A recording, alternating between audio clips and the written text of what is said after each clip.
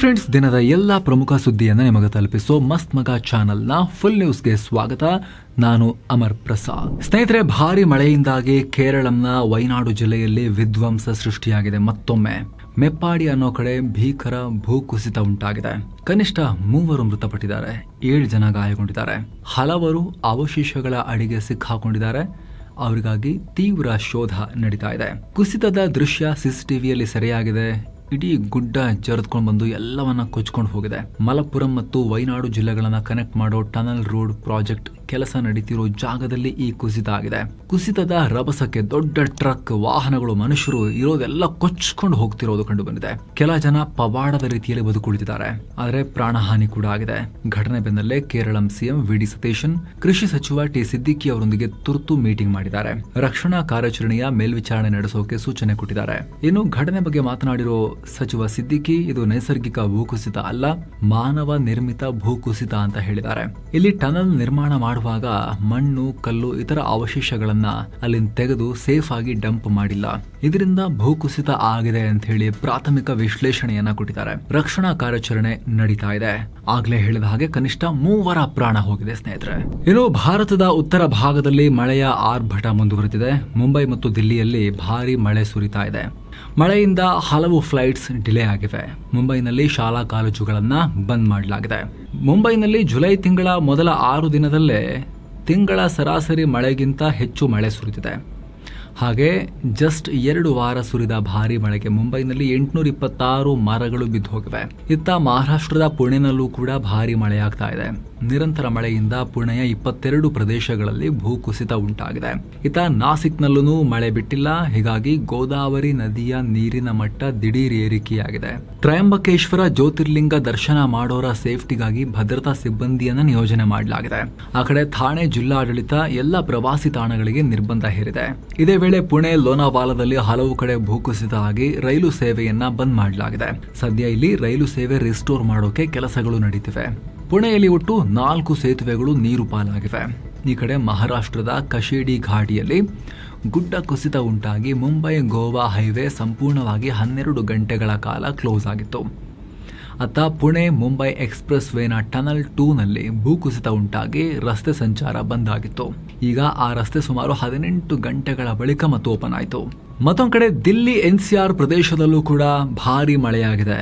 ಮುಂದಿನ 5 ದಿನನೂ ಗುಡುಗು ಗಾಳಿ ಸಹಿತ ಧಾರಾಕಾರ ಮಳೆ ಸುರಿಯುತ್ತೆ ಅಂತ ಹವಾಮಾನ ಇಲಾಖೆ ಮುನ್ಸೂಚನೆ ಕೊಟ್ಟಿದೆ. ಇನ್ನು ಕರ್ನಾಟಕದಲ್ಲಿ ಮಳೆ ವಿಚಾರಕ್ಕೆ ಬಂದರೆ ಹಲವು ಜಿಲ್ಲೆಗಳಲ್ಲಿ ಮಳೆ ಆಗಿದೆ. ಕಳೆದ 24 ಗಂಟೆಗಳಲ್ಲಿ ಕೊಡಗು ಜಿಲ್ಲೆ ವಿರಾಜಪೇಟೆ ತಾಲೂಕಿನ ಬಿರುನಾಣಿ ಅನ್ನೋ ಕಡೆ 178.5 ಮಿಲಿಮೀಟರ್ ಅತಿ ಹೆಚ್ಚು ಮಳೆಯಾಗಿದೆ. ಇನ್ನು ಜುಲೈ 11ರವರೆಗೆ ಕರ್ನಾಟಕದ ಕರಾವಳಿ, ಉತ್ತರ ಒಳನಾಡು ಮತ್ತು ದಕ್ಷಿಣ ಒಳನಾಡು ಜಿಲ್ಲೆಗಳಲ್ಲಿ ಭಾರಿ ಮಳೆ ಆಗುವ ಸಾಧ್ಯತೆ ಇದೆ ಅಂತ ಹವಾಮಾನ ಇಲಾಖೆ ಮುನ್ಸೂಚನೆ ಕೊಟ್ಟಿದೆ. ಹಾಗೆ ರಾಜ್ಯದ ಘಟ್ಟ ಪ್ರದೇಶಗಳಲ್ಲಿ ಜುಲೈ 11ರವರೆಗೆ ಭೂಕುಸಿತ ಉಂಟಾಗೋ ಸಾಧ್ಯತೆ ಇದೆ ಅಂತ ಹವಾಮಾನ ಇಲಾಖೆ ಮುನ್ಸೂಚನೆ ಕೊಟ್ಟಿದೆ. ಇತ್ತ ಹಾಸನ ಜಿಲ್ಲೆಯ ಮಲೆನಾಡು ಭಾಗದಲ್ಲಿ ಭಾರಿ ಮಳೆ ಸುರಿತಾ ಇದೆ. ಹೀಗಾಗಿ ಮಂಗಳೂರು ಬೆಂಗಳೂರು ರಾಷ್ಟ್ರೀಯ ಹೆದ್ದಾರಿ 75ರ ಶಿರಾಡಿ ಘಾಟ್ನಲ್ಲಿ ಭೂಕುಸಿತ ಉಂಟಾಗಿದೆ. ಶಿರಾಡಿ ಘಾಟ್ ವ್ಯಾಪ್ತಿಯ ಕಪ್ಪಳ್ಳಿ ಬಳಿ ರಸ್ತೆಗೆ ಮಣ್ಣು ಬಂದ್ಬಿಟ್ಟಿದೆ. ಕೂಡಲೇ ಸಿಬ್ಬಂದಿ JCB ಬಳಸಿ ಮಣ್ಣನ್ನು ಅಲ್ಲಿಂದ ತೆರವು ಮಾಡಿದ್ದಾರೆ. ಇತ್ತ ಮಹಾರಾಷ್ಟ್ರದ ಘಟ್ಟ ಪ್ರದೇಶಗಳಲ್ಲಿ ಕಳೆದ 6 ದಿನಗಳಿಂದ ಭಾರಿ ಮಳೆಯಾಗ್ತಾ ಇದೆ. ಕರ್ನಾಟಕಕ್ಕೆ ಬರೋಬ್ಬರಿ 1 ಲಕ್ಷ ಕ್ಯೂಸೆಕ್ ಒಳಹರಿವು ದಾಖಲಾಗಿದೆ. ಕಳೆದ ಒಂದೇ ರಾತ್ರಿ ಕೃಷ್ಣಾ ನದಿಗೆ 28,000 ಕ್ಯೂಸೆಕ್ ನೀರು ಹೆಚ್ಚುವರಿಯಾಗಿ ಬಂದಿದೆ. ಬೆಳಗಾವಿ ಜಿಲ್ಲೆಯ ಕೃಷ್ಣಾ, ದೂದ್ಗಂಗಾ, ವೇದಗಂಗಾ ನದಿಗಳು ಉಕ್ಕಿ ಹರಿತಾ ಇವೆ. ಹಿರಣ್ಯಕೇಶಿ, ಘಟಪ್ರಭಾ, ಮಲಪ್ರಭಾ, ಮಾರ್ಕಂಡೆಯ ನದಿಗಳು ಅಪಾಯದ ಮಟ್ಟವನ್ನ ಮೀರಿವೆ. ಇತ್ತ ಬೆಳಗಾವಿಯ ಚಿಕ್ಕೋಡಿ ವ್ಯಾಪ್ತಿಯ 8 ಸೇತುವೆಗಳು ಮುಳುಗಿ ಹೋಗಿವೆ. ಮಲ್ಲಾಂಕಿ, ದತ್ವಾಡ, ಕಾರ್ದಗ, ಬೋಜ್, ಅಕ್ಕೋಳ, ಸಿದ್ನಾಳ್ ಸೇತುವೆಗಳು ಜಲಾವೃತವಾಗಿವೆ. ಜತ್ರಾಟ್, ಭೀವಶಿ, ಬಾರವಾಡ, ಕನ್ನೂರ, ಬೋಜ್ವಾಡಿ, ಗಜರ್ವಾಡಿ ಸೇತುವೆಗಳು ಮುಳುಗಡೆಯಾಗಿವೆ. ಇದರಿಂದಾಗಿ 14ಕ್ಕೂ ಅಧಿಕ ಹಳ್ಳಿಗಳ ಸಂಪರ್ಕ ಸಂಪೂರ್ಣವಾಗಿ ಕಟ್ ಆಗಿದೆ. ಈ ರೀತಿ ಕರ್ನಾಟಕದ ಕೆಲವು ಕಡೆ ಮಳೆ ಜೋರಾಗಿ ಬಂದ್ರೆ ಕೆಲ ಕಡೆ ಇನ್ನೂ ಬರದ ವಾತಾವರಣ ಇದೆ. ಹೀಗಾಗಿ ಕರ್ನಾಟಕದಲ್ಲಿ ಬರಗಾಲದ ಘೋಷಣೆ ಬಗ್ಗೆ ಸಿಎಂ DK ಶಿವಕುಮಾರ್ ಮಾತಾಡಿದ್ದಾರೆ. ಎಲ್ಲಾ ಕಡೆಯ ಪರಿಸ್ಥಿತಿ ನೋಡಿ ಬರಗಾಲ ಪೀಡಿತ ಪ್ರದೇಶಗಳನ್ನ ಘೋಷಣೆ ಮಾಡ್ತೀವಿ ಅಂತ ಹೇಳಿದ್ದಾರೆ. ಬರಗಾಲ ಅಂತ ಘೋಷಣೆ ಮಾಡೋಕೆ ಅದರದ್ದೇ ಆದ ಕಾನೂನು ಚೌಕಟ್ಟಿದೆ, ಹಂಗೆ ಮಾಡಬೇಕಾಗತ್ತೆ ಅಂತ ಹೇಳಿದ್ದಾರೆ. ಇನ್ನು ಕಲಬುರಗಿಗೆ ಭೇಟಿ ಕೊಟ್ಟ ಟೈಮ್ನಲ್ಲಿ ರೈತರು ತಮಿಳುನಾಡು, ಮಹಾರಾಷ್ಟ್ರದಂತೆ ನಮ್ಮಲ್ಲೂ ಕೂಡ ನೀವು ಸಾಲ ಮನ್ನಾ ಮಾಡಿ ಅಂತ ಕೇಳಿದ್ರು. ಇದಕ್ಕೆ ಉತ್ತರಿಸಿದ ಸಿಎಂ, ಎಲ್ಲಿ ಯಾವ ಸಾಲ ಇದೆ ಅಂತ ಹೇಳಿ ಪರಿಶೋಧನೆ ಮಾಡ್ತೀವಿ ಅಂತ ಹೇಳಿದ್ದಾರೆ.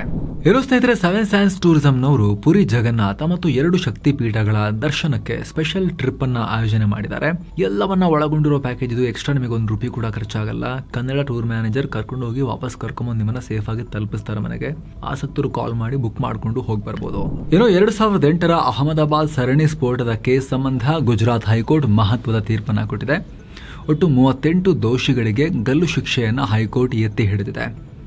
ಉಳಿದ 11 ದೋಷಿಗಳಿಗೆ ಜೀವಾವಧಿ ಶಿಕ್ಷೆಯನ್ನು ಫಿಕ್ಸ್ ಮಾಡಲಾಗಿದೆ. ಈ ಹಿಂದೆ ಸ್ಪೆಷಲ್ ಕೋರ್ಟ್ ಇದೇ ರೀತಿ ಆದೇಶವನ್ನು ಕೊಟ್ಟಿತ್ತು. ಇದನ್ನು ಪ್ರಶ್ನಿಸಿ ಮೇಲ್ಮನವಿ ಹೋಗಲಾಗಿತ್ತು. 2008ರ ಜುಲೈ 26ನೇ ತಾರೀಕು ಅಹಮದಾಬಾದ್ನ ಸುಮಾರು 21 ಲೊಕೇಶನ್ಗಳಲ್ಲಿ ಬರೋಬ್ಬರಿ 70 ನಿಮಿಷಗಳ ಕಾಲ ಸರಣಿ ದಾಳಿ ನಡೆಸಲಾಗಿತ್ತು. 56 ಜನರ ಪ್ರಾಣ ಹೋಗಿತ್ತು. 200ಕ್ಕೂ ಅಧಿಕ ಜನ ಗಾಯಗೊಂಡಿದ್ರು. ಇಂಡಿಯನ್ ಮುಜಾಹಿದೀನ್ ಉಗ್ರ ಸಂಘಟನೆಯ ಸದಸ್ಯರು ಈ ಕೃತ್ಯ ಮಾಡಿದ್ರು. 2022ರಲ್ಲಿ ಅಹಮದಾಬಾದ್ನ ಸ್ಪೆಷಲ್ ಕೋರ್ಟ್ ದಾಳಿಯಲ್ಲಿ ಪಾಲ್ಗೊಂಡಿದ್ದ 38 ಅಪರಾಧಿಗಳಿಗೆ ಮರಣ ದಂಡನೆಯನ್ನು ವಿಧಿಸಿತು. 11 ಅಪರಾಧಿಗಳಿಗೆ ಜೀವಾವಧಿಯನ್ನ ಕೊಡ್ತು. ಈಗ ಅಹಮದಾಬಾದ್ ಹೈಕೋರ್ಟ್ ಕೂಡ ಇದನ್ನ ಕರೆಕ್ಟ್ ಇದೆ ಅಂತ ಹೇಳಿ ಎತ್ತಿ ಹಿಡಿದಿದೆ. ಈಗ ಈ ಅಪರಾಧಿಗಳು ಈ ಭೂಮಿಯ ಮೇಲಿನ ಜೀವನ ಮುಗಿಸಕ್ಕೆ ಎಂಡ್ ಮಾಡಿಕೊಂಡು ಮೇಲಕ್ಕೆ ಹೋಗೋಕೆ 2 ಮೆಟ್ಟಿಲಿರೋದಿನ್ನು. ಅದು ಸುಪ್ರೀಂ ಕೋರ್ಟ್, ಅದು ಫೈನಲ್ ಮೆಟ್ಲು. ಅದಾದ್ಮೇಲೆ ಅವರು ರಾಷ್ಟ್ರಪತಿ ಅದರ ಕ್ಷಮಾದಾನಕ್ಕೂ ಕೂಡ ಅಪ್ಲೈ ಮಾಡೋದಿದ್ದೇ ಇರುತ್ತೆ. ಬಹುತೇಕ ಮಾಡ್ತಾರೆ ಆ ರೀತಿ. ಸೊ ಈ 2 ಮೆಟ್ಟಿಲು ಅಷ್ಟೇ ಬಾಕಿ ಉಳ್ಕೊಂಡಿದೆ. ಏನೋ PM ಮೋದಿ ಅವರ ಇಂಡೋನೇಷ್ಯಾ ಪ್ರವಾಸದಲ್ಲಿ 2 ರಾಷ್ಟ್ರಗಳ ನಡುವೆ ರಕ್ಷಣೆ, ಬಾಹ್ಯಾಕಾಶ ಮತ್ತು ಶಿಕ್ಷಣ ವಲಯದಲ್ಲಿ ಮಹತ್ವದ ಒಪ್ಪಂದಗಳಾಗಿವೆ. ಭಾರತದ ಬ್ರಹ್ಮೋಸ್ ಮತ್ತು ಅಸ್ತ್ರ ಮಿಸೈಲ್ಗಳನ್ನ ಖರೀದಿ ಮಾಡೋಕೆ ಇಂಡೋನೇಷ್ಯಾ ಒಪ್ಪಂದ ಮಾಡಿಕೊಂಡಿದೆ. ಹಾಗೆ ಬಾಹ್ಯಾಕಾಶ ಸಂಶೋಧನೆ ಮತ್ತು ತಾಂತ್ರಿಕ ಸಾಮರ್ಥ್ಯ ಹೆಚ್ಚಿಸೋಕೆ ಇಸ್ರೋ ಇಂಡೋನೇಷ್ಯಾಗೆ ಸಹಕಾರ ಕೊಡುತ್ತೆ. ಹಾಗೆ EVM ವಿಚಾರವಾಗಿ ಭಾರತ ಇಂಡೋನೇಷ್ಯಾ ಒಪ್ಪಂದ ಮಾಡಿಕೊಂಡಿವೆ. 2009ರ ಇಂಡೋನೇಷ್ಯಾ ಚುನಾವಣೆಗೆ EVMಗಳನ್ನ ತಯಾರಿಸೋಕೆ ಭಾರತ ಸಪೋರ್ಟ್ ಮಾಡುತ್ತೆ.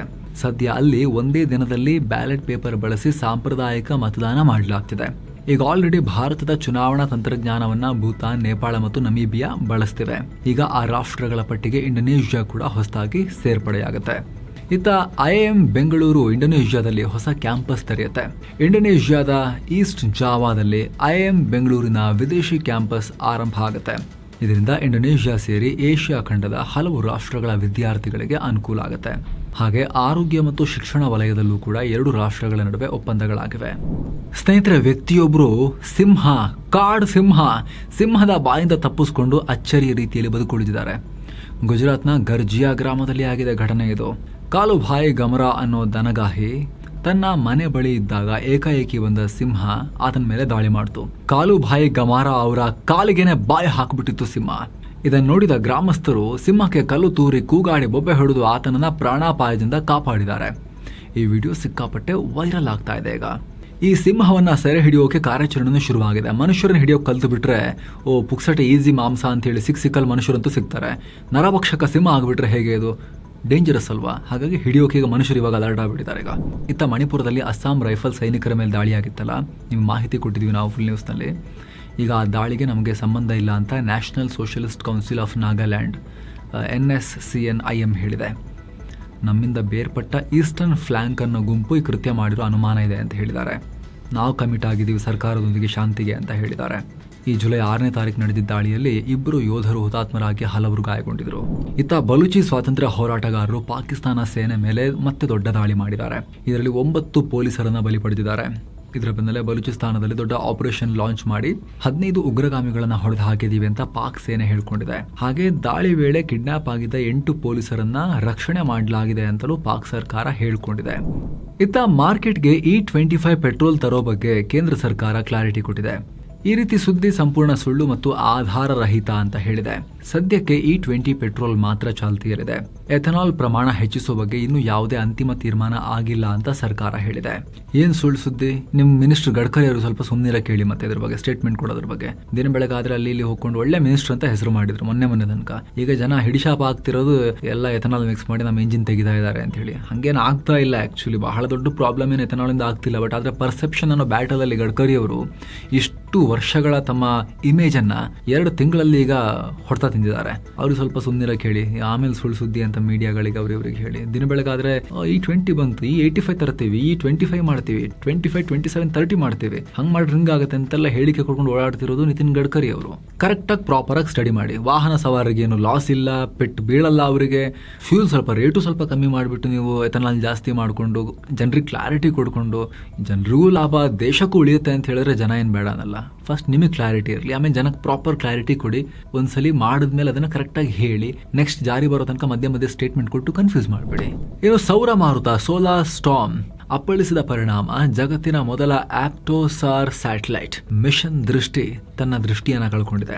ಬೆಂಗಳೂರು ಮೂಲದ ಸ್ಟಾರ್ಟ್ಅಪ್ ಕಂಪನಿ ಗ್ಯಾಲಕ್ಸಿ ಐ ಈ ಸ್ಯಾಟಲೈಟ್ ಅನ್ನು ನಿರ್ಮಾಣ ಮಾಡಿತ್ತು.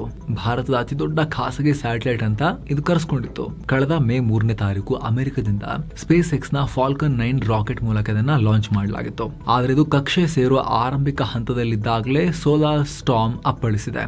ಇದರ ರೇಡಿಯೇಷನ್ ಎಫೆಕ್ಟ್ ನಿಂದ ಸ್ಯಾಟಲೈಟ್ ನ ಪ್ರಮುಖ ಸಿಸ್ಟಮ್ ಗಳಿಗೆ ಡ್ಯಾಮೇಜ್ ಆಗಿದ್ದು ಕನೆಕ್ಷನ್ ಕಳ್ಕೊಂಡಿದೆ. ಇತ್ತ ಪಾಕಿಸ್ತಾನದಿಂದ ಭಾರತಕ್ಕೆ ಅಕ್ರಮ ಶಸ್ತ್ರಾಸ್ತ್ರ ಸಾಗಾಟ ಮಾಡೋಕೆ ಕಳ್ಳ ಸಾಗಾಣಿಕೆದಾರರು ಈಗ ಹೊಸ ರೂಟ್ ಅನ್ನ ಆಯ್ಕೆ ಮಾಡಿಕೊಂಡಿದ್ದಾರೆ. ಗುಜರಾತ್ ಮತ್ತು ಮಹಾರಾಷ್ಟ್ರದ ಕರಾವಳಿ ತೀರಗಳೇ ಇವರ ಫೇವರಿಟ್ ರೂಟ್ ಆಗಿವೆ. ಈ ಬಗ್ಗೆ ಕೇಂದ್ರ ಗೃಹ ಇಲಾಖೆಗೆ ಮಾದಕ ವಸ್ತು ನಿಯಂತ್ರಣ ಮಂಡಳಿ ಎನ್ಸಿಬಿ ರಿಪೋರ್ಟ್ ಸಲ್ಲಿಸಿದೆ. ಸಾಮಾನ್ಯವಾಗಿ ಪಂಜಾಬ್ ಮತ್ತು ರಾಜಸ್ಥಾನದ ಗಡಿಯ ಮೂಲಕ ಭಾರತಕ್ಕೆ ನುಗ್ತಾ ಇದ್ದ ಈ ನಶಾ ದಂಧೆಕೋರರು, ಅದನ್ನ ಕಳ್ಳ ಸಾಗಾಣಿಕೆ ಮಾಡೋರು ಈಗ ಸಮುದ್ರ ಮಾರ್ಗದ ಮೂಲಕ ಬರ್ತಾ ಇದ್ದಾರೆ. ಭದ್ರತಾ ಪಡೆಗಳ ಕಣ್ ತಪ್ಪಿಸೋಕೆ ಸಣ್ಣ ಸಣ್ಣ ಫಿಶಿಂಗ್ ಬೋಟ್ ಗಳನ್ನ ಯೂಸ್ ಮಾಡ್ಕೊಳ್ತಿದ್ದಾರೆ. ಯಾಕಂದ್ರೆ ಚಿಕ್ಕ ಚಿಕ್ಕ ದೋಣಿಗಳು ಕರಾವಳಿ ಭದ್ರತಾ ಪಡೆಗಳ ರೆಡಾರ್ಗೂ ಈಸಿಯಾಗಿ ಸಿಗಲ್ಲ. ಏನು ಜಾಗತಿಕ ಮಾದಕ ವಸ್ತು ಸಾಗಾಟಕ್ಕೂ ಭಾರತ ಸದ್ಯ ದೊಡ್ಡ ಟ್ರಾನ್ಸಿಟ್ ಕೇಂದ್ರವಾಗಿ ಬದಲಾಗ್ತಿದೆ. ಮಯನ್ಮಾರ್ ಕಡೆಯಿಂದ ಬರೋ ನಶಾ ವಸ್ತು ಮಣಿಪುರದ ಮೂಲಕ ಬರ್ತಾ ಇದೆ. ಹಾಗೆ ಪಾಕ್ ಮತ್ತು ಅಫ್ಘಾನ್ ಕಡೆಯಿಂದಲೂ ಭಾರಿ ಪ್ರಮಾಣದ ಮಾದಕ ವಸ್ತು ಕದ್ದು ಮುಚ್ಚಿ ಭಾರತ ಸೇರ್ತಾ ಇದೆ ಅಂತ ವರದಿಯಲ್ಲಿ ಆತಂಕಕಾರಿ ಅಂಶಗಳನ್ನ ಉಲ್ಲೇಖ ಮಾಡಲಾಗಿದೆ. ಏನೋ ಕಿಮ್ ಜಾಂಗ್ ಉನ್ ಉತ್ತರ ಕೊರಿಯಾಗೆ ಭಾರತದ ಮುಂದಿನ ರಾಯಭಾರಿಯಾಗಿ ಹಿರಿಯ ರಾಜತಾಂತ್ರಿಕ ಅಧಿಕಾರಿ ಸಂಜೀವ್ ಜೈನ್ ನೇಮಕ ಆಗಿದ್ದಾರೆ. 2008ರ ಬ್ಯಾಚ್ನ IFS ಆಫೀಸರ್ ಆಗಿರೋ ಸಂಜೀವ್ ಜೈನ್ ಸದ್ಯ ರಿಪಬ್ಲಿಕ್ ಆಫ್ ಕ್ಯಾಬೋ ವರ್ಡೆ ರಾಷ್ಟ್ರದಲ್ಲಿ ಭಾರತದ ರಾಯಭಾರಿಯಾಗಿ ಕೆಲಸ ಮಾಡ್ತಿದ್ದಾರೆ. ಸದ್ಯ ಉತ್ತರ ಕೊರಿಯಾದಲ್ಲಿ ರಾಯಭಾರಿಯಾಗಿರೋ ಅಲಿಯಾವತಿ ಲಾಂಗ್ ಕುಮಾರ್ ಅವರ ಜಾಗಕ್ಕೆ ಸಂಜೀವ್ ಜೈನ್ ಹೋಗ್ತಾ ಇದ್ದಾರೆ. ಕಿಮ್ ಜಾಂಗ್ ಉನ್ ರಾಷ್ಟ್ರದೊಂದಿಗೆ ನಮಗೆ ಸಂಬಂಧ ಇದೆಯಾ ಕೇಳಿದ್ರೆ 1973ರಲ್ಲೇ ರಾಯಭಾರಿ ಮಟ್ಟದ ಸಂಬಂಧ ಸ್ಥಾಪನೆ ಆಗಿದೆ. ಉತ್ತರ ಕೊರಿಯಾ ಮೇಲೆ ಎಷ್ಟೇ ಅಂತಾರಾಷ್ಟ್ರೀಯ ನಿರ್ಬಂಧಗಳಿದ್ರೂ ಕೂಡ ಭಾರತ ಮಾತ್ರ ತನ್ನ ರಾಯಭಾರ ಕಚೇರಿಯನ್ನ ಕಂಟಿನ್ಯೂ ಮಾಡ್ಕೊಂಡು ಬಂದಿರೋದು ವಿಶೇಷ. ಏನು ಭಾರತ ಮತ್ತು ಇಂಗ್ಲೆಂಡ್ ನಡುವಿನ 3ನೇ T20 ಪಂದ್ಯ ನಾಟಿಂಗ್ ಹ್ಯಾಮ್ನಲ್ಲಿ ಈಗ ಆಲ್ರೆಡಿ 5 ಪಂದ್ಯಗಳ ಈ ಸರಣಿಯಲ್ಲಿ ಇಂಗ್ಲೆಂಡ್ 1-0 ಅಂತರದಿಂದ ಮುನ್ನಡೆ ಸಾಧಿಸಿದೆ. 1 ಪಂದ್ಯ ಮಳೆಯಿಂದ ಡ್ರಾ ಆಗಿದೆ. ಏನೋ ವಾರದ 2ನೇ ಸೆಷನ್ ನಲ್ಲಿ ಭಾರತದ ಷೇರುಪೇಟೆ ರೆಡ್ ನಲ್ಲಿ ಎಂಡ್ ಆಗಿದೆ. ಸೆನ್ಸೆಕ್ಸ್ 104 ಪಾಯಿಂಟ್ಸ್ ಅಥವಾ 0.13% ಬಿದ್ದು 78,180ಕ್ಕೆ ರೀಚ್ ಆಗಿದೆ. ನಿಫ್ಟಿ 31 ಪಾಯಿಂಟ್ಸ್ ಅಥವಾ 0.13% ಡೌನ್ ಆಗಿ 24,398ಕ್ಕೆ ರೀಚ್ ಆಗಿದೆ. ಇತ್ತ ಮಿಡ್ ಕ್ಯಾಪ್ ಇಂಡೆಕ್ಸ್ 0.30% ಬಿದ್ದರೆ ಸ್ಮಾಲ್ ಕ್ಯಾಪ್ ಇಂಡೆಕ್ಸ್ 0.55% ಬಿದ್ದಿದೆ. ನಿರಂತರ 4 ಸೆಷನ್ ನಲ್ಲಿ ಗ್ರೀನ್ ನಲ್ಲಿ ಇತ್ತಲ್ವಾ, ಸ್ವಲ್ಪ ಪ್ರಾಫಿಟ್ ಬುಕಿಂಗ್ ಆಗಿದೆ. ಮಿಡಲ್ ಈಸ್ಟ್ ಉದ್ವಿಗ್ನತೆ ಕೂಡ ಇದೆ ಸ್ವಲ್ಪ. ಹಾರ್ಮುಜ್ನಲ್ಲಿ ಹಡಗೊಂದ್ರ ಮೇಲೆ ದಾಳಿ ಆಯ್ತಲ್ವಾ, ಇರಾನ್ ಕಡೆಯಿಂದ ಮಾಡಿರೋ ದಾಳಿ. ಇರಾನ್ ಕೂಡ ಹೌದು ನಾವು ವಾರ್ನಿಂಗ್ ಕೊಟ್ವಿ ಕೇಳಲಿಲ್ಲ ಹೊಡೆದ್ವಿ ಅಂತ ಹೇಳ್ತಲ್ಲ, ಹಾಗಾಗಿ ಇದು ಹಾರ್ಮುಜ್ ದಿನ ಮುಗ್ದಿಲ್ಲ ಅನ್ನೋ ಆತಂಕ ಶುರುವಾಯಿತು. ಅತ್ತ ಅಮೆರಿಕ ಅಧ್ಯಕ್ಷ ಡೊನಾಲ್ಡ್ ಟ್ರಂಪ್ ಇರಾನ್ಗೆ ವಾರ್ನಿಂಗ್ ಕೊಟ್ಟಿದ್ರು. ಪರಿಣಾಮ ಜಾಗತಿಕ ಕ್ರೂಡ್ ಆಯಿಲ್ ಬೆಲೆ ಕೂಡ ಸ್ವಲ್ಪ ರೈಸ್ ಆಯಿತು. $70 ಆಸುಪಾಸು ಇದ್ದಿದ್ದು $2 ಜಾಸ್ತಿ ಆಯಿತು. ಏನು ಟ್ರೆಂಟ್, ಅದಾನಿ ಎಂಟರ್ಪ್ರೈಸಸ್, ಭಾರತ್ ಎಲೆಕ್ಟ್ರಾನಿಕ್ಸ್, ಅದಾನಿ ಪೋರ್ಟ್ಸ್ ಮತ್ತು ಸಿಪ್ಲಾ ರೆಡ್ ನಲ್ಲಿದ್ವು. Infosys, Tech Mahindra, HCL Technologies, Titan Company, SBI Life Insurance green ನಲ್ಲಿದ್ವು. BSE ನಲ್ಲಿ 1534 ಸ್ಟಾಕ್ಸ್ ಗ್ರೀನ್ ನಲ್ಲಿದ್ರೆ 2700 ಸ್ಟಾಕ್ಸ್ ರೆಡ್ ನಲ್ಲಿ ಎಂಡ್ ಆದವು. ಇನ್ನು ಡಾಲರ್ ಮುಂದೆ ರೂಪಾಯಿ ಮೌಲ್ಯ 48 ಪೈಸೆ ರೈಸ್ ಆಗಿ $94.95 ಆಗಿದೆ. ಇನ್ನು ಭಾರತದ ದೊಡ್ಡ ಅಸೆಟ್ ಮ್ಯಾನೇಜ್ಮೆಂಟ್ ಕಂಪನಿಗಳಲ್ಲೊಂದಾಗಿರೋ SBI ಫಂಡ್ಸ್ ಮ್ಯಾನೇಜ್ಮೆಂಟ್ ಈಗ 11,439 ಕೋಟಿ ರೂಪಾಯಿನ IPO ತರ್ತಾ ಇದ್ದಾರೆ.